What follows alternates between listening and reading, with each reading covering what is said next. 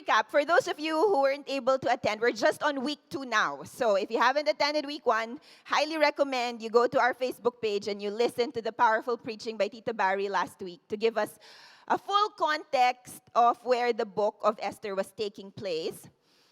The title for the entire series, we're calling it Divine Reversals. Because this is going to be an exciting book. We think the story is going one way, but then God and His sovereignty is able to turn things around for the good of the characters in the story. And that's what we mean by divine reversals. We learned last week that this is probably the only book in the Bible where the name of God was not mentioned. Not even once. So what is this book doing in the Bible if it doesn't even mention God in it? And that's what we will learn to unpack. But what we've learned last week is that even when God appears to be absent, God is always providentially present. And that we will see this truth carry on throughout our entire study of the book of Esther. Quick recap, we learned last week that where the story of Esther is taking place, this was in the time in the history of the Israelites. So first they sinned. They were taken out of slavery in Egypt. And they got into the promised land. But despite the Lord's faithfulness in their lives, they've been so unfaithful. And so the Lord allowed judgment to come upon them. So the Babylonians came and took the Israelites to exile. But the Persian leader, King Cyrus, allowed for some of the Israelites to go back to their land. From the land of exile, go back to their land and rebuild their temples. But there were a couple of Israelites, Jews, who decided not to go back to the promised land and just stay in Persia, in Babylon. And Esther is one of those people. These are Israelites who remained to live in Babylon, now under Persian rule. And despite that, the Lord remains to be very faithful in the lives of His people. Now we're going to get to look a bit more closely into Esther 3. And we will entitle our conversation today as An Evil Scheme. So in this chapter, we will come to know the main contrabida, the villain, the arch nemesis of the Israelites in this story of Esther 3. And we will see just how evil this man is. So maybe before we reveal to you who this evil man is, just so you can also feel a bit of drama and stir up the emotions in you. Can you think of an evil scheme that you've experienced?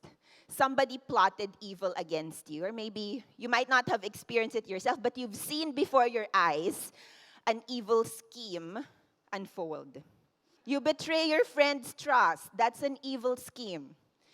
Or who among us are in the office, you're trying your best to do an excellent job. You try to be a helpful coworker. And then your coworker presents all your team's work to the boss and not gives you credit for the work that you've done. That's an evil scheme. Okay, na-feel nyo na ba what an evil scheme looks like? Has there been anybody who tried to flirt with your partner knowing that he or she is already taken? Yung mga pa-cute na, why is this person just texting? So evil schemes exist from 4th grade friendships all the way to ruling governments. Evil schemes abound. And so I think the lesson today will resonate. And hopefully it encourages us, no matter what evil scheme we are experiencing or will experience in life. And if there is one truth that we want to take away from our conversation today, it is this. That despite the enemy's plot, God secures my lot. Two main words that I just want to define before we move forward. So despite the enemy's plot, what does plot mean? Plot is a plan made in secret with an intent to harm, with an intent to do bad to us. It's almost like a conspiracy. It's an intrigue. So we live in a fallen, broken world, and there will be evil.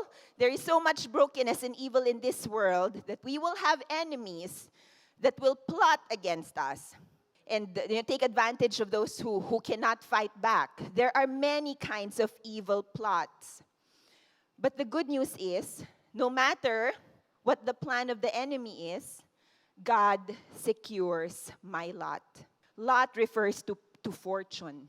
God secures my fortune. God secures my future. God secures my destiny. God secures my inheritance. That's what we mean by Lot.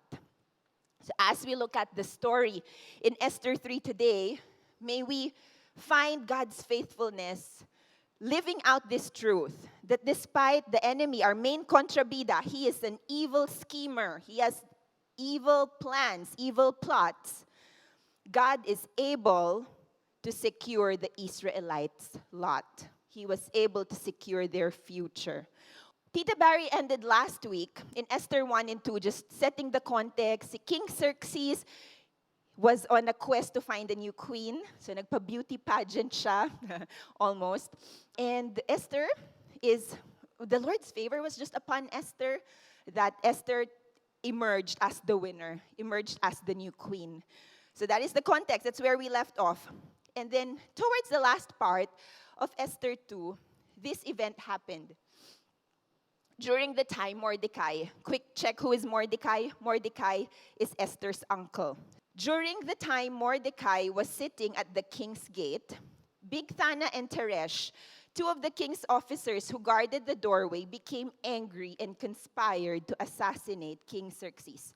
We don't know what caused Bigthana and Teresh to be so upset with the king, but whatever it is, it must have been really bad that they were plotting to kill King Xerxes. But Mordecai found out about the plot and told Queen Esther, because he has access to the queen, he being the uncle, he told Queen Esther, who in turn reported it to the king. So natigil yung plot, giving credit to Mordecai. And when the report was investigated and found to be true, the two officials were impaled on poles. Ganun po, death penalty, even just for attempting to assassinate the king. The penalty for Bigthana and Teresh was that they were impaled. And all this was recorded in the book of the Annals in the presence of the king. End of chapter 2. And now we jump to chapter 3. Now enter our contrabida. The title of the chapter is Haman's Plot to Destroy the Jews. King Xerxes honored Haman, son of Hammedatha, the Agagite, elevating him and giving him a seat of honor higher than that of all the other nobles. All the royal officials at the king's gate knelt down and paid honor to Haman, for the king had commanded this concerning him. Didn't just Mordecai save the king? How come after those events, King Xerxes honored Haman? Now, we don't know if there was still any backstory, any story that was not documented in between that event and this, but in my simplistic mind, who should have been honored at this time? Mordecai? Makes sense? But I don't know why it was Haman who was honored by the king. And it's just so much honor that it seems like the king had commanded the royal officials at the king's gate to kneel down. Every time you see Haman, give him honor, you kneel down and pay honor to him. That was at the king's command. So you can imagine just how much favor Haman has before King Xerxes. What he has done to gain this favor is not documented, so we wouldn't know. But what we do know, something about Haman is his identity, that he is an Agagite. And this is very critical that we understand what it means to be an Agagite, because this is critical in his identity to explain why he's just so evil. So who are the Agagites? The Agagites are also known as the Amalekites, and later I'll explain why the connection. The very first mention of the Amalekites we will learn about in Exodus 17. If you want to backtrack, this is the time when the Israelites are now traveling from Egypt. They've been freed from slavery from Egypt and on their way to the Promised Land. But in a place called Rephidim, the Amalekites ambushed the Israelites. And so Joshua was leading the battle against the Amalekites on the ground. But this is the story. For those of you who've read your Bible, remember there was this time na as long as Moses would raise up his staff, they kept on winning. The Israelites eventually ended up victorious. Fast forward to 1 Samuel 15. What happened here was there was a battle again of the Israelites with the Amalekites. Saul, I guess in his attempt to, try to please God in his own terms, he decided to spare King Agag. And that's where Agagites come from. The king at this time in this battle in 1 Samuel 15 is King Agag, leader of the Amalekites. And so when Samuel, who was the prophet, found out what King Saul did in disobedience to God, mismong si Samuel ang pumatay kay King Agag. And he was slaughtered. There were some depictions, there was like very brutal death. Back to Esther's story.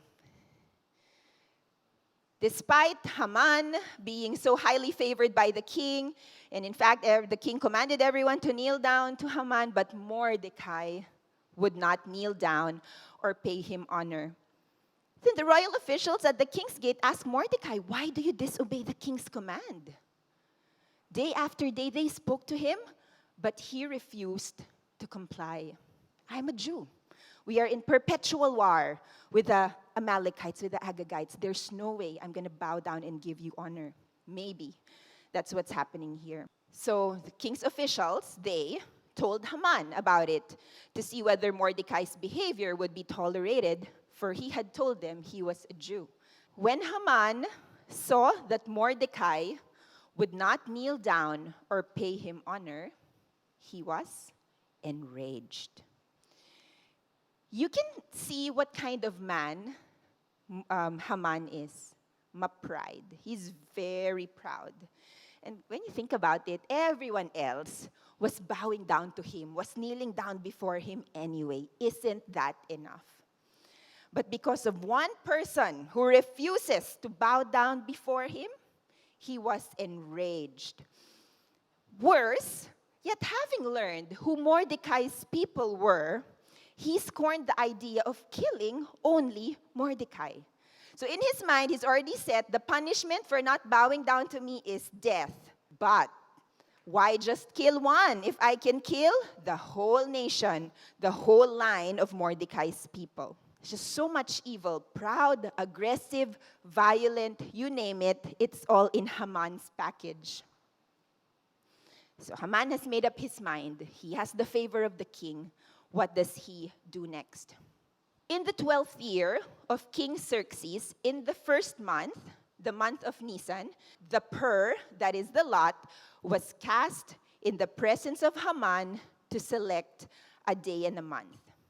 If it's not making a lot of sense to you, that's fine, because it's a completely different context from what we have now.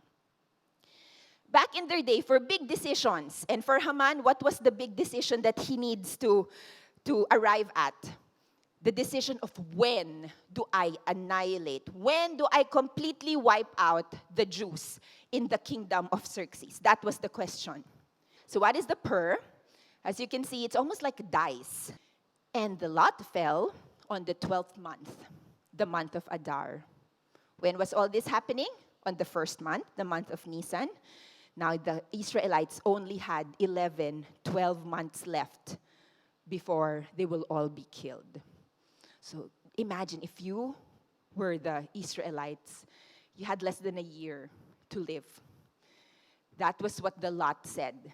In 12 months, on the 12th month, the month of Adar, whatever Haman's plan is, will be put in motion.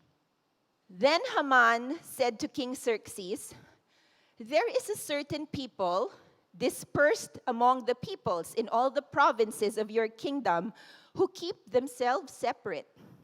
Their customs are different from those of all other people, and they do not obey the king's laws. It is not in the king's best interest to tolerate them." Before we continue with the story, let's just check, because this is how scheming works, So obviously Haman has plotted, but he also needs enablers to set that in motion. So maybe just a quick check in our hearts. Are we sometimes giving in maybe sa mga sulsol, sa mga chismis that the Hamans in our life are trying to whisper to us? So things like, wag ka dyan sa sister na yan, sobrang sungit. Wag na natin yan i-friend. And sometimes tayo naman, we take it as, siguro nga, totoo yung sinabi ni sister, masungit this other person without really knowing for ourselves if that's true. Parang ganun naman ginawa ni Haman. The king had no issues. I mean, the Israelites have been living in exile. This is already years into the rule of the Persians, there was no issue. But suddenly, because of the comment of Haman, suddenly it feels like there is an issue. And think in your life, are you probably hating on other people just because of what some other people said about them without it being necessarily grounded? Are we enabling evil plans to carry on because we're not being discerning to catch the schemes, the evil schemes that is being whispered to us? If it pleases the king, because I'm only looking out after you, I want you to preserve your kingdom. If it pleases the king, let a decree be issued to destroy them. And I will give 10,000 talents of silver to the king's administrators for the royal treasury. Almost like a bribe. So his ask, you do this, and as a reward, I'm going to fund your kingdom. So we appreciate how big the offer was. 10,000 talents of silver, they say, is about 2/3 of the annual revenue of the Persian kingdom at that time. In one go, 2/3 of the annual revenue. Hindi mo na kailangan magtrabaho, King Xerxes, for 9 months. 2/3. Sorry, my math is wrong. What's the correct math? 8 months until August. You don't have to work until August. And you're fine. Because whatever income you're supposed to get, I'm going to give it to you in one go. If you will issue a decree to destroy this group of people that is very harmful to your kingdom. Again, enabler. Think about what corruption can do. And before we're so quick to judge politics, corrupt leaders, check ourselves. Are we sometimes, for the benefit of personal gain, accept to do things that will be detrimental to faceless people, to people that are malayo naman sa atin, but because we benefit clearly from it, we choose to make decisions that could possibly harm others, but we don't care so much. Before we're so quick to judge King Xerxes or politicians, we check ourselves.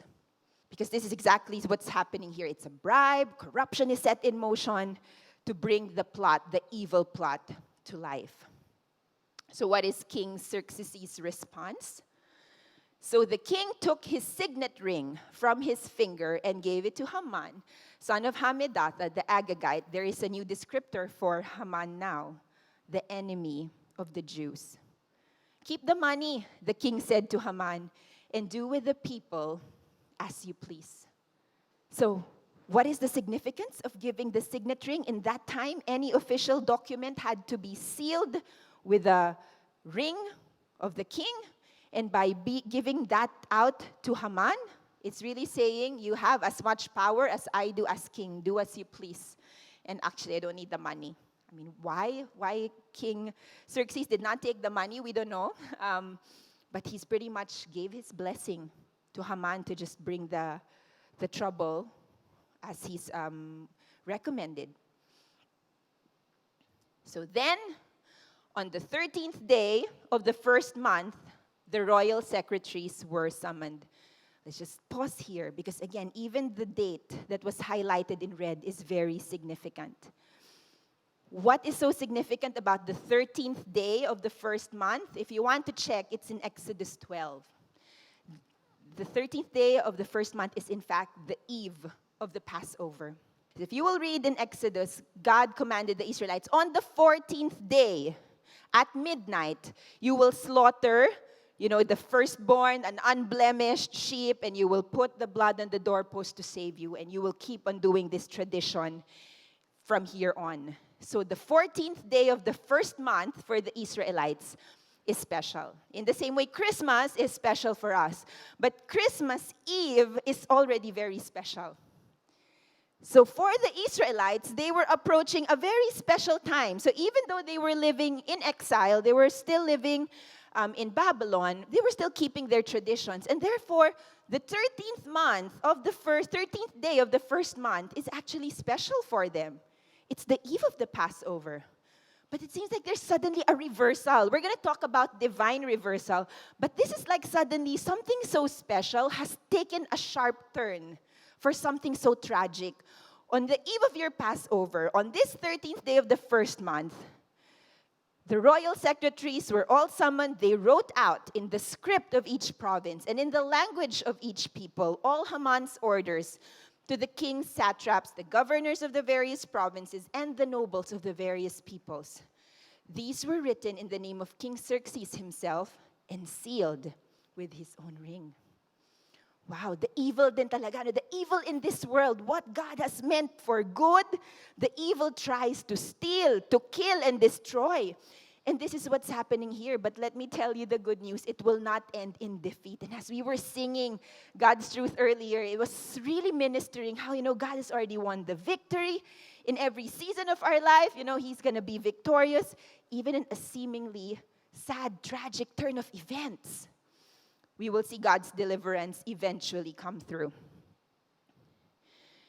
Let's continue in verse 13. So, dispatches were sent by couriers to all the king's provinces with the order, destroy, kill, and annihilate all the Jews, young and old, women, and children, on a single day, the 13th day of the 12th month. So, may heads up naman kayo, 12 months from now, on the 13th day of the 12th month, all of you will be killed in one go, and to plunder their goods. So even here, we see that Haman is also a very greedy person. So likely, na-calculate na yun. Assuming the king accepted my offer to pay him 10,000 talents of silver, how do I recover my losses? I'm going to get it from the properties of the Jews. That's why we can plunder all their goods, and maybe I have a better ROI if I do that. So the copy of the edict, of the text of the edict was to be issued as law in every province and made known to the people of every nationality so they would be ready for that day. The couriers went out, spurred on by the king's command, and the edict was issued in the citadel of Susa. The king and Haman sat down to drink, but the city of Susa was bewildered. The end of chapter 3. As I said, it might not be the most exciting, glorious ending that we are hoping for, but we're just in chapter 3. Hold on, let's finish the series, and you will see a clear divine reversal that the Lord will set in motion. But also just see the difference in characters. You have the evil plotter and the enabler sitting down to drink, but the rest of the city of Susa was bewildered. Not just the Jews, even the Persians themselves were like, why? Why is this rule coming out? My neighbors are good guys. Why is this happening? Everyone was bewildered. And that's how it ends. So you don't want to miss chapter 4 next week. One thing I can promise you, the truth that we will see unfold as we read the rest of Esther, we're just seeing the evil ramp up in chapter 3. We're seeing really terrible enemy plot. We're seeing really evil scheming, plan to harm, plan to kill, steal, and destroy. But despite the enemy's plot, God secures the Israelites' lot. God secures the Israelites' future. I hope this is an encouragement for everybody in this place. I don't know if you're witnessing right before your eyes an enemy plotting to do harm to you, to your family. Maybe you have a business partner who you know is cheating you. Maybe you know somebody, trying to betray your trust. Patalikod is stabbing you in the back. Despite the enemy's plot, God secures your lot. God secures your future. You're going to be victorious because of what Jesus has done. The enemy can try, but God is our shield all around me. We were singing that earlier. If God is for us, who can be against us? No weapon of the enemy will prosper. And maybe 2 possible takeaways that I'd like to propose for today after today's conversation. 1, for like King Xerxes, maybe you're in a position of power. Watch out for Haman's schemes. You don't want to be an enabler. Be discerning. Not everything you hear is true. Exercise judgment. Don't go for personal gain at the expense of others. Watch out for these schemes. And if you're on the Israelites and you can relate more to the Israelites in this story, and you see people, you're feeling helpless, so many attacks against you, look out for God's deliverance. And just a special encouragement to all the moms here. I know our mama heart is really looking out for our family. You know, parang ako na lang masaktan. Wag our family. And maybe that's your fear. Like you don't know anymore how you can protect by your family, your kids, especially like you have teenage kids. I can't control them anymore, and I don't want them to get into trouble, and there's so much evil around them. Let today's message be an encouragement for our mama hearts too.